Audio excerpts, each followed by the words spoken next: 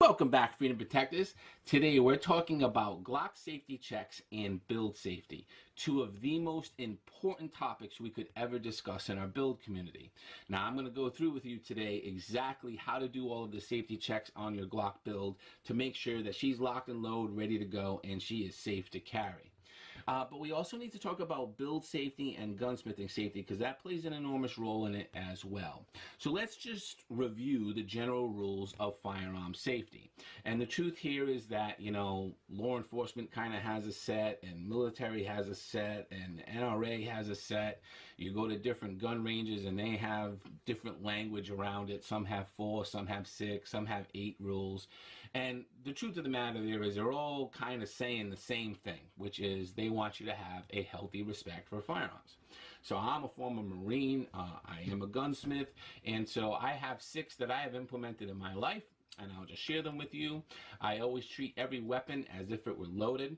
I always point my muzzle in a safe direction. I always keep my finger straight and off the trigger until I intend to fire. I never point my weapon at anything I do not intend to shoot. And I always know my target before I pull the trigger, and I know what's behind it. Okay, so those are kind of the general rules of safety as I have learned them in my life and have practiced them and have kept me safe. But what has also kept me safe as a gunsmith and working on, hundreds and hundreds of weapons in my lifetime is to implement safety around gunsmithing and armoring. And these aren't in any manual or on the web somewhere, okay? They're rules that I have applied over 25 years of gunsmithing in order to implement and keep me safe. And I'm proud to say that in that time frame, I've never had a negligent discharge, okay? And I attribute that directly to having good discipline in applying some of these build and gunsmithing rules that I'm going to share with you, right? The very first one I have is always know the weapon you're working on. And so today we're going to be working on a Glock firearm. And, look, you never want to be working on a firearm and you're not familiar with that weapons platform. Okay, as a gunsmith, I have people come to me all of the time with different guns, and it's impossible, even after 2.5 decades of doing it, of knowing every single gun that's out there. Okay, sometimes, Marine gun builder, my great-great-grandfather passed this down to me through the generations, and I need you to restore it, okay? And so I have to become familiar with that weapon platform. Today we're talking about the Glock. Now, over on marinegunbuilder.com in the Education Center, I have tons of reference material for you. I have books in PDF format. I have Glock armoring manuals there as well, all free, all available for download. So, if you want to be a Glock geek like me, head on over there and you can download all that information. Number 2, though, is that I never have live ammunition anywhere in my workspace. And preferably, you want no live ammunition in the room you're working in, okay? And I know that sometimes, depending on your living situation, can be really difficult to do. So if ammunition has to be in the same room where you're working on your firearm or armoring or gunsmithing, then it should be stowed and secured and locked away, okay? But absolutely, positively, it should be nowhere near your workspace or accessible to you, okay? In line with that is number 3, which is to always have dummy rounds, okay? And I kind of hit this home in the builder's checklist, and I'll say it again, but the number 1 tool, okay, that you need when building any type of firearm is dummy rounds. You never ever want to be in a position where you are function checking or doing diagnostics on a weapon and using live rounds. You never want to do that. And as a matter of fact, I'm known in our community to quickly jump on video chat with a freedom protector and help him or her work through a problem. And I cannot tell you how many times I have jumped on a video chat or a group video chat and somebody is having a feeding issue and they go and they're trying to show me and they have live rounds and I end the video conference immediately. And then they usually get really, really upset with me, okay? But the truth of the matter is I'm not going to sit there and, engage with you when you're in an unsafe condition. So dummy rounds are absolutely positively, in my mind, the number 1 thing that you need. I'll put them down there in the comments in the different calibers so that you can get them, okay? But it's not even a discussion for me. The next one is going to be never work on firearms or do any type of gunsmithing or armoring if you're under the influence of drugs or alcohol or prescription medication. And I mean, I think that goes without saying, but the reality is that I understand that too. Like, right, I'm going to go in my garage and I'm going to build my gun on a Saturday afternoon, and I'm going to have a beer and build my Glock. And all I'm really trying to say there is, like, you build the gun, then have the beer. Okay. In line with that is to never work on firearms when you're tired, okay? And, look, for me, that actually hits home all the time, especially now as I'm filming this. It's during the time of the COVID-19 outbreak, right? So, parents have become school teachers as well. I have 3 small children. And so, when do I actually have time to do a recording or to work on firearms right now in this period is at night when everybody's going to bed. But I'm tired. Okay, so I don't. And as a matter of fact, I've put out less videos in this time than I ever have, and YouTube's been punishing me for it. But the truth of the matter is I'm safe, and that's what matters, okay? So never really want to be working on firearms while you're tired. The next one is going to be no distractions. That's a conversation that you kind of have to have with the people that you live with, depending on your living situation. It could be a crucial conversation. It could be a difficult conversation. All right. But the reality is that you are working on a firearm and you want 0 distractions, whatever block of time that you're going to be working on those firearms. And so I want you to understand that these rules that I'm giving you, they work in conjunction with each other. Okay. They're not separate. They work collaboratively together and collectively. All right. So, like, let's say I wasn't paying attention to the live ammunition one, and I had live ammunition in my workspace, and then I'm distracted, right? And I get distracted or I get interrupted, and then I come back and boom, this is how negligent discharges happen. Okay. And so they work together in conjunction with each other. But with no disruptions, you have to have that conversation with the folks that you live with that, look, in this block of time, I'm going to be working on a firearm and I want to be safe. Okay, so no interruptions and no distractions. The next one is developing a system of safety, okay? So, I think it's something that I probably have to do an entire video on in the future. But really quick, like I said, I have 3 small children in the firearms industry. So, there's not a day that doesn't go by that I don't have my hands on a firearm in some form or fashion. Okay.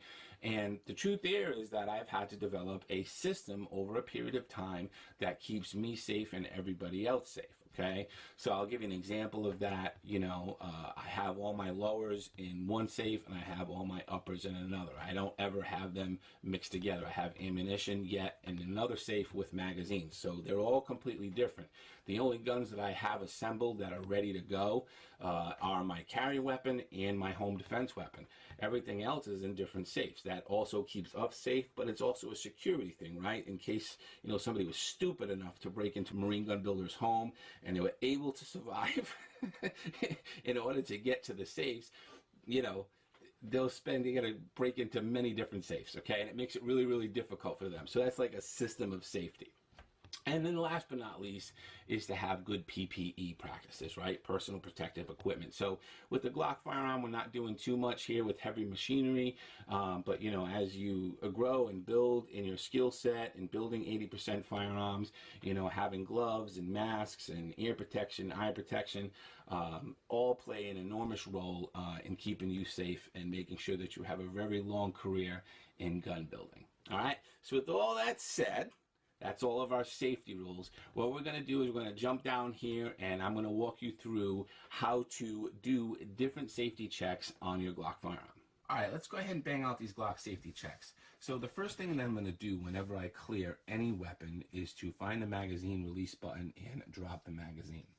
Next, I'm going to go ahead and pull the slide back, and I'm going to look down that mag well along the back of the breech face into the feed ramp area up into the chamber as a first visual pass to make sure that I see no obstructions. The next thing I'm going to do, give it a couple of racks, and that's just a really good, healthy habit to get into. Next, we're going to lock open the slide, and we are going to now visually and physically inspect this weapon to ensure that it is clear. I'm going to look down the mag well and I'm going to make sure that it is clean, clear, and free from obstructions. I'm going to look along the back of this breech face area here, again, ensuring that it's clean, clear, and free from obstructions. I'm going to be looking at that firing pinhole to make sure that I do not see the firing pin protruding from the firing pinhole. I'm going to look down here into the feed ramp area and up into the chamber, again ensuring that it is clean, clear, and free from obstructions. At this point here now, I have visually inspected this weapon and it appears to be clear. I am now going to do it physically. That means I'm going to take my finger, I'm going to come down into the magwell area and in a sweeping motion come across the back of the breech face, up into the feed ramp area, through the chamber, and out. Okay? So it looks just like this. And I do not feel anything, so we can go ahead and send that slide home, and this weapon is now clear. Now we need to do a takedown. And so what's very unique to Glock is it requires us to fire the gun in order to do a takedown and split the lower and the upper. And that kind of goes back to what I was talking about earlier, right? Freedom protector, which is know the weapon you're working on. And so with the weapon pointed in a safe direction, we're going to go ahead and pull the trigger. Then I'm going to take my thumb and my index finger and I'm going to place it on either side of the slide lock. I'm going to apply some downward pressure. Now it's not going to move because it is currently engaged, and we're going to have to pull the slide back just a little bit to disengage it and release it so that it can go down. So I'm going to take my other hand, come up and over the slide just like this. And now with that downward pressure on that slide lock here, I'm going to pull the slide back just slightly. That's it. That's all it needed. And now I have that play that I need. And then I can push it off, and we have separated into two halves, an upper and a lower. The Glock has three safeties, okay? It has our trigger safety here, it has a drop safety up on our cruciform, and we have a firing pin safety on the slide. The first safety we're going to talk about is our trigger safety right here on our trigger shoe. Our trigger shoe is connected to our trigger bar. On the trigger bar, we have this portion here, which we refer to as the vertical extension or the shark fin. All the way back here on the trigger bar is our bird's beak, and this is the area that interacts with our connector. And then on top here, we have our cruciform, and at the rear where it's bent, that is our sear, okay? So to understand how our trigger safety works, in the back of it, we have a little tab. We call that the safety tab. And when I press in the safety on the front of the trigger shoe, the back is going to disengage and go inside the shoe, just like that. And when I release, it comes back out. So let's take a look at that now on a frame. Now remember that this gun is in the fired position because we had to fire it in order to separate it, okay? And so what we're going to do is I'm going to manually reset it by pushing that vertical extension, that shark fin, all the way forward. And as I do that, we're going to see that safety tab in the back of the shoe pop out and re-engage. See it? And now when I let it go back, it's going to put itself right against the back of the rear polymer of the trigger guard, just like that. And it is now engaged. And so we want to make sure that it has a really good tight fit resting up against the back of that polymer. And so what we're going to do is take our two thumbs and we're going to put it on either side of that trigger safety, and we're going to press down. And we're going to make sure that it has good resistance and that it's not giving way and disengaging. And that is good to go. The next thing we're going to do is check the operation of the trigger safety and make sure that it moves back and forth freely with no obstructions. So again, I'm going to push forward on my shark fin, and I'm going to press that trigger and making sure that the safety tab is engaging and disengaging with no problems. And it is. So that's a safety check for our trigger. That's good to go. The next one we're going to do is our drop safety, and so let's talk about that. All right, for our next check, we're going to be checking the drop safety on the cruciform, okay? And so let's understand how that works. So we have our trigger shoe and we had our safety. As I press that safety in and that safety tab retracts up into the shoe, as that is occurring, the trigger is moving back just like this, okay? And the rear here, that bird's beak, is hitting the arm of the connector. As it hits the arm of the connector, it's going to be guided down. And once it comes down, that's when the gun fires, okay? On the other side of our cruciform, what's happening is it's sitting up here on what we call the shelf. That's this area here. And as it's hitting that connector again, that angle, it's going to push it down and off the shelf. So what we need to make sure is that the cruciform is sitting up there nice and tight on that shelf, and that it doesn't automatically just fall off and cause the gun to fire. So let's look at our frame for a second, and we'll reset the trigger just like so.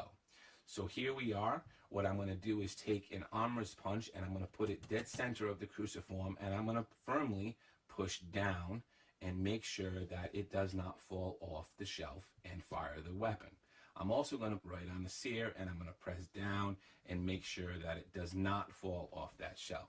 The next thing I'm going to do is take a small punch, and I'm going to put it between the front of the cruciform and the rear of the polymer, and I'm going to give it a little nudge, just like this. I'm not manhandling this. I just want to make sure that it doesn't inadvertently, with just a light touch, fall off the shelf and fire the gun. And so that's it. That safety is good to go. That passes. All right, so let's understand the firing pin, the safety plunger, and how this all works together and do our safety check for our firing pin safety. So on your firing pin, you have the lug face in the back. The lug face is married up, or engaged as we say, to the sear on the rear of the cruciform, just like that, okay? And our vertical extension is met and married up with our safety plunger, okay? And so when we pull the trigger, our vertical extension is telling the safety plunger, hey, I need to move, I'm being pulled, okay? And so as this is going back, and our married up on our lug face, this is going back, hits the angle of that connector and drops, our firing pin now, because it has a spring on it, is propelled forward. It comes through the breech face via the firing pin hole and ignites our round and fires the gun. Make sense? So here in the slide, we can see that the firing pin is protruding right now through the firing pin hole, and it's in the fired position. It's in the fired position because we had to fire the gun in order to do a takedown. So the first thing that I'm going to do is I'm going to reset it to the non-fired position. When I do that, we should see the safety plunger pop up into ready position, just like that. The next thing I'm going to do is shake the slide so I hear a rattle. I do. And I'm going to engage the safety plunger by pushing it down and shake it again. And you should still hear the rattle. Okay? The rattle means that it's clean and it's clear and it's free from obstructions. It doesn't mean that the gun is safe, okay? It just means that it's clean and clear and free of obstructions. If you do not hear the rattle, then it's time to clean the gun. Okay, so you pull that out, clean it all, clean the spring, follow my guides on exactly how to do that. So now we need to make sure that the safety is working. So it's engaged and it's ready, and I should not be able to push this firing pin forward because there is no trigger with a vertical extension telling it that, hey, somebody's pulling the trigger. So we should not be able to get by that safety plunger, and I can't. It's not coming out, okay? Then I'm going to push it down and simulate as if it was engaged, and I'm going to push it forward, and we should be able to come right through, just like that. Okay? So this one passes muster. Now that we covered the three safeties of the Glock, we need to talk about engagement. Now, engagement isn't a safety of the Glock, but it plays a vitally important role in making sure that the Glock is a safe firearm. So we have our firing pin here, and we have the lug face of the firing pin.